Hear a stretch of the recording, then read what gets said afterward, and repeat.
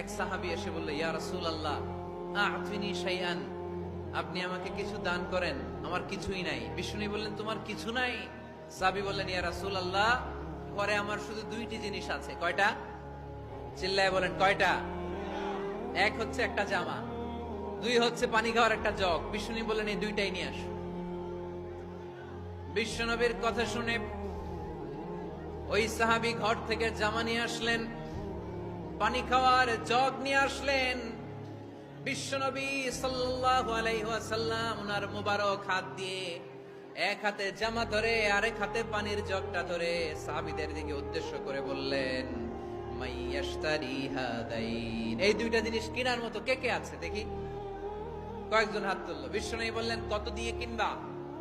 এক সাহাবী বলে, ইন্নী আশতারিহিমা বিদিরহাম, ও নবী যদিও এগুলো আমার দরকার নাই, কিন্তু আপনি যেহেতু নিলামে ডাক তুলে